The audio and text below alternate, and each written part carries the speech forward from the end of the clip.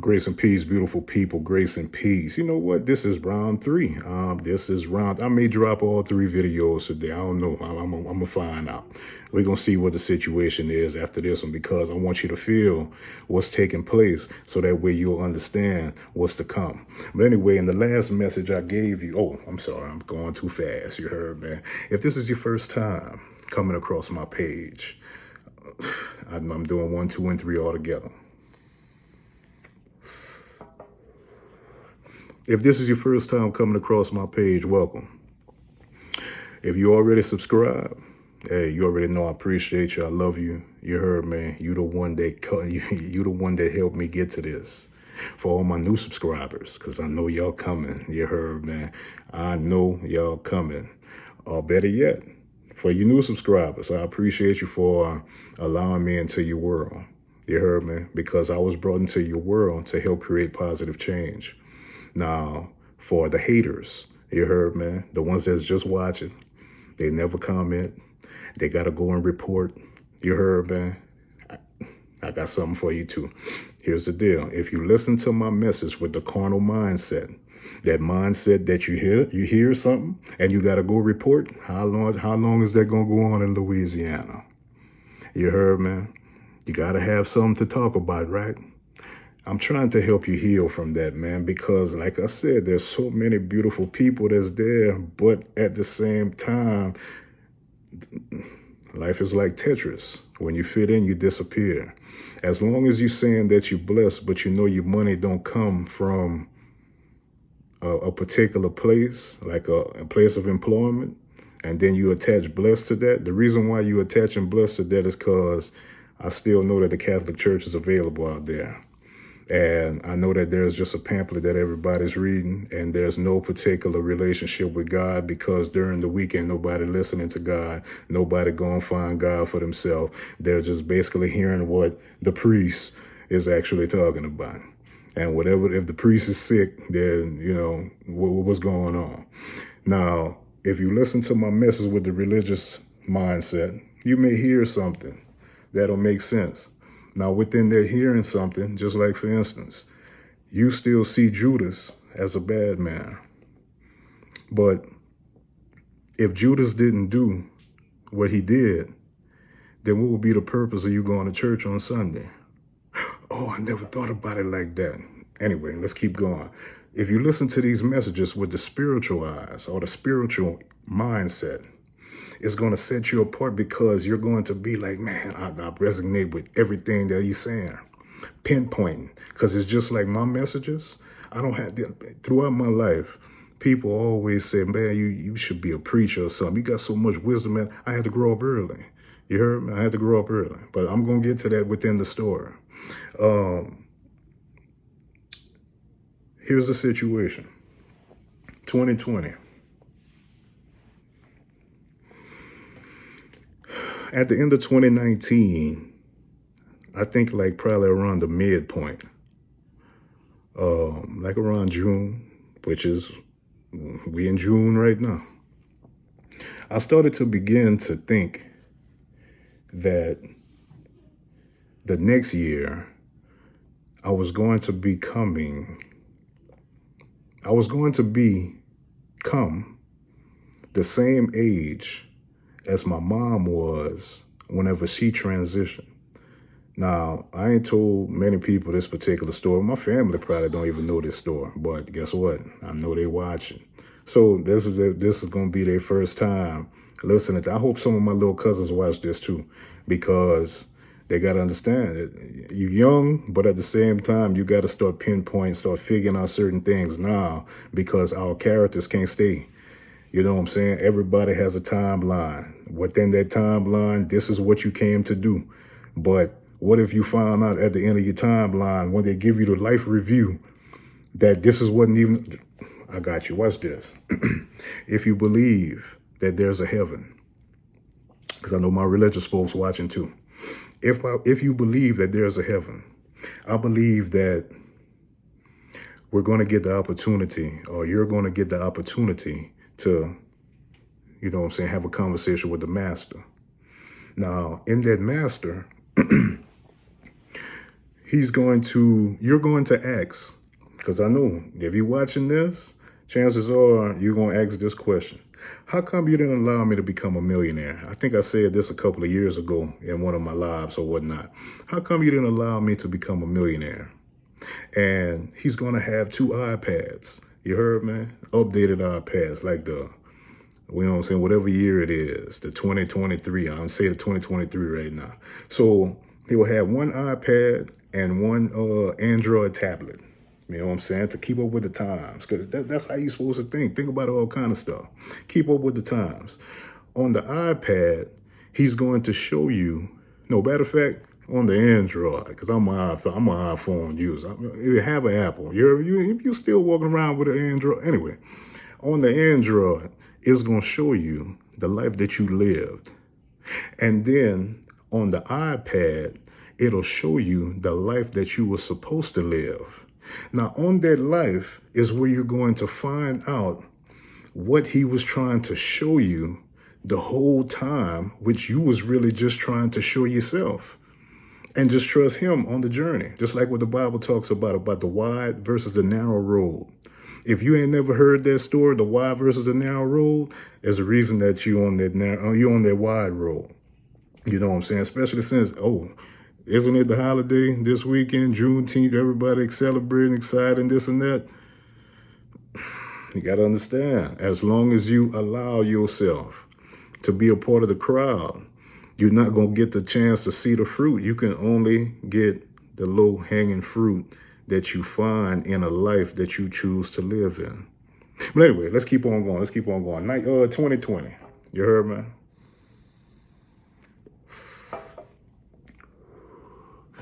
"2020 was the year I became the same age as my mom was before she transitioned. Now, January 17th, I believe it was, I remember that my girlfriend left for work that morning. Now, when she left for work, you know what I'm saying? Matter of fact, let's go about a week before then. A week before then, I know I had thought myself into depression. You heard me? Thought myself into depression. And within me thinking myself into depression, I had absolutely no idea who to talk to about this situation, because that's something that the family doesn't talk about. They never talk about certain things when certain people going through certain situations. So everything is on the quiet. But let me show you what's happening on in the quiet. I thought myself into depression to the point to where on the 17th, my girlfriend left and went to work. Now, when she left and went to work, we got upstairs, downstairs. I came downstairs because I was thirsty. I needed some water. You heard, man? So I came down, went to the kitchen, grabbed me a bottle of water, and I was going back up to the bedroom. That's all I remember. Okay? She left for work, same time, around by 8 o'clock or whatever. And next thing I know, I'm hearing my name. Okay? I'm hearing my name, and when I open my eyes, I'm laying on the side of the bed with my face up against the dresser that's next to the bed. And I'm confused. I have absolutely no idea what's taking place, but she's calling my name. So I responded, and she was like, "What's wrong?" And I'm like, "Shit, I don't know." You heard me? She said, "I'm going to call, I've been trying to call you all day or whatnot. I figured that something was wrong with you. And I'm calling 911. So I stopped thinking about it after she said that. Now, I go ahead and gather myself, and As I'm gathering myself, I happen to look at my phone, and at this point, it's about 6:30, 7 o'clock. So as I'm looking at the time and thinking where have I been and knowing where I just came from off the floor, then I hear her say, the ambulance is here. I said, listen, tell them I'm coming downstairs. I'm gonna come down there myself. Just tell them set up the bed or whatever the deal is. You heard me. As I'm coming back downstairs,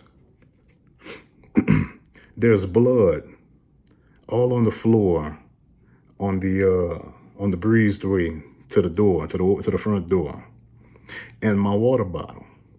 You heard me? So that caught my attention, but I'm like, damn, what happened over here? You heard me? And I'm tripping. I'm tripping. But I get out there, I lay down on the little bed or whatever, and they take me to the hospital. I don't know. I done fell asleep. I don't know what the situation is. But at that point, at some point, I woke up in the hospital, which I was in ICU, but I had no idea I was in ICU. When I woke up, all the family was there, or whatever the situation was. And I come to find out because at that point in time, you know what I'm saying, I'm up, I'm looking at my phone or whatever, and I realize I got a black eye. And I'm like, what is the black eye? Where did that come from? What did I do between being unconscious for X amount of hours, plus 8 hours, upstairs? Think about it. On that day, I died. And I was brought back to life because there's a calling on my life. And in my calling, it is not only attached to my family, but it's a chance that it's attached to your family as well. Now, I don't even know you. You heard me? I really don't even know you, but I got a feeling that somebody's going to have the courage to actually have a conversation with me. So if you ever had a previous conversation with me since 2020 and you didn't leave with some thoughts that you wonder, where the hell how does he talk like that? Where does this come from? Hey, I was in ICU for 3 days. When I came out of ICU, when they rolled me out of the, well, matter of fact, let me go back just a bit because we had 12 minutes. I'm in the ICU on the first day. The family came through. On the second day, more family came through. I ended up having one of my cousins from Montpelier, Louisiana. My boy showed up. Hey, blew my mind. You heard? That boy came see me 6 hours. You heard me? Hey, boy, I know you're watching this. Boy, I love you, boy. You heard me? Because you got to understand, dog, there's so much things me and you need to talk about. But anyway, let's keep going. On the third day, the third morning, let's go to the second day. The family was still there. While the family was there, I ended up getting a text message from one of my coworkers from back in the oil field. And on that particular message, he shared with me my very first intermittent fasting video. Now, once I clicked the link was like 1 hour and 30 minutes long. So you know how we are. When you see something about 1 hour and 30 minutes, you ain't going to really watch that. That's the reason why I'm giving you 20 minutes at a time. You ain't going to really watch this thing. But somehow, on the second night, everybody left. You heard me? And I'm laying up in the bed in the room by myself. And I'm trying to grab me some sleep because they said that they supposedly just pumped some type of whatever in there and that was going to help me sleep. And I just couldn't sleep. You heard me? And in that couldn't sleep, I heard a voice. And that voice said, go to the video. I said, anybody watch that, you heard. But anyway, I went on ahead and watched that video. And that particular video blessed my life, blessed my world in so many different ways because I understood the context of the testimony that the guy gave. Okay? Within that particular process of time, was when my family was on the outside. I think it probably had to be maybe night one, something like that. My family was on the outside talking negative about me. You heard me? Because I don't stay close to them. So I stay maybe, 80 miles round trip. I said, like I always tell them every time I got to go down there, 80 miles round trip. And they're trying to figure out, because that's how the devil comes in. The devil got to come and give some type of confusion. But at the same time, with the religious eyes, they couldn't see what God was trying to do or trying to show them as, as a family, as brothers and sisters. But anyway, it got back to me because it had to get back to me, because God don't allow you to not get the understanding of what's taking place. But once you get the understanding, you can't hold no grudges against nobody. You know what I'm saying? Because they're only going off of what they see. That's just like once we get into relationships. I'm going to give you so much information when it comes towards relationships. You're going to be like, wow, I wish I could start all the way over. You heard me? But anyway, they said something that continues to ring a bell. He is just like his daddy. You heard me? And at first, once I got the information, I'm like, okay. So I had the opportunity to see it a specific way. But at the same time, God didn't allow me to see it a specific way, but the only way that it needed to be allowed to see. Because guess what? I am like my father's daddy. Well, I am like my daddy, but not the daddy that's here in this world. You have to think about it. Your parents are just characters in your story. Now, within those characters must leave at a specific point in time, but it shouldn't take your family, your parents to leave for you to gain your particular relationship with God. My father, just like in the Bible, it says, woman, I am doing my father's business. I am about my father's business. Why are you looking for me? You heard me? But anyway, since then, I come from a family, from a bloodline of high blood pressure, diabetes, cholesterol, all the situations above. When I came out, I'm only at 3 minutes. Lord have mercy, this thing need to be a little longer. When I came out of the particular situation, in that same year, not only did God bring me back to life, in that particular year, because once I got out of the hospital and all, there's certain stuff that I'm living out because of the time. I came out of the hospital. I know some of y'all remember that time when I was walking like 10 miles a day. I wish I can go to, I mean, hold a conversation, but I'll tell you most of the story. I was walking like 10 miles a day. I don't know what the hell was wrong with me back then. You heard me, but I was on a mission. And in that mission, God was strategically showing me certain things that was going on in my life, in the previous life. You know, the Matrix says YOLO, you only live once. But that's what they want the Matrix to think, that you only live once, when all in all, we live multiple lives in this one life. Think about every relationship that you've been in. Each relationship, you was living a certain specific life with that particular individual. You heard me? So you don't only just live one life. You live many lives in this one life. Just like if you grew up with me, that was the life that I was living back then. You have absolutely no idea who I am today, because all this time I've been dumbing myself down to hold a conversation with individuals that I remembered from back in the day. That's not saying that, that you're a bad person or I'm a bad person or I'm arrogant. It's just you like this too. It's just that you're not tapping into that.